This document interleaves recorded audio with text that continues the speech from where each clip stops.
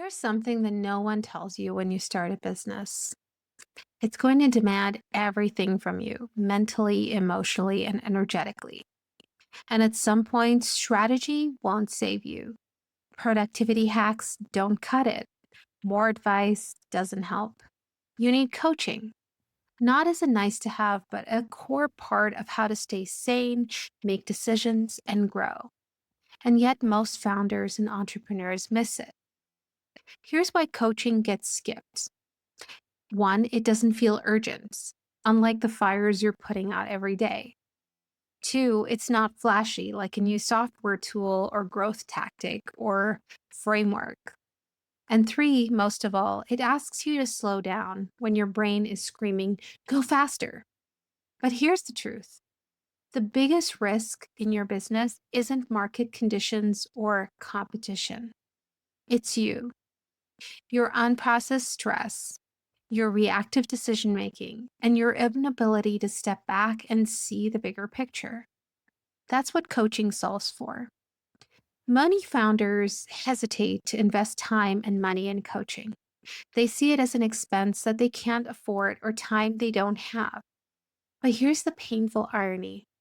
What you're really paying for is the lack of clarity, the cost of missed opportunities, wasted resources on the wrong priorities, team turnover from poor leadership, and your own burnout far exceed the investment in regular coaching. The trade off is unreal.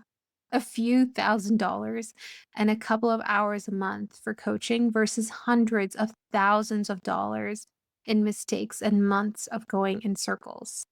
Clarity isn't a nice to have, it's the most profitable investment you can make in your business. Coaching is not therapy. It's not mentorship. It's not someone telling you what to do. It's structured, deep thinking time. It's a space where you can slow the chaos, get out of your own head, and reconnect with your priorities, values, and direction.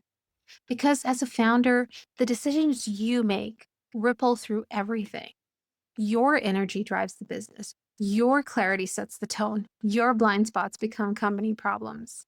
You don't need coaching because you're broken. You need it because you're carrying too much alone. Let me give you some real examples. One founder had 6 team members and no real structure. Everyone was doing everything. In just 3 sessions, she clarified roles, set clear weekly priorities, and started holding short, focused team check ins. Her stress dropped, delivery improved, and she got her evenings back. Another was running a $2 million business and still making every single decision himself. Through coaching, he realized he didn't really trust his leadership team, and that was the real issue. We worked through dedication, boundaries, and rebuilding internal trust with delegation, etc. Within 2 months, his calendar was cut in half and the business kept growing without micromanagement. A third founder came in saying, I need to shut this whole thing down. Turns out he didn't need to quit. He just needed to reconnect with why he started it. One value session flipped his mindset. He's now restructured his business around what actually fuels him, and he's hiring again. This is what coaching unlocks not just insight, but traction, forward motion, sustainable leadership. I've coached founders with teams of 2 teams and teams of 200. Different scale, same root issue. When you don't make space to think intentionally, regularly, you burn out, you drift off course, or you freeze. Coaching gives you that space. It helps you reconnect to your own intelligence, not someone else's playbook. And it gives you the tools to lead from clarity, not from chaos. So if you're a founder or an entrepreneur, coaching is not optional. It's the maintenance plan for your mind, your leadership, and your longevity. Stop wearing every hat.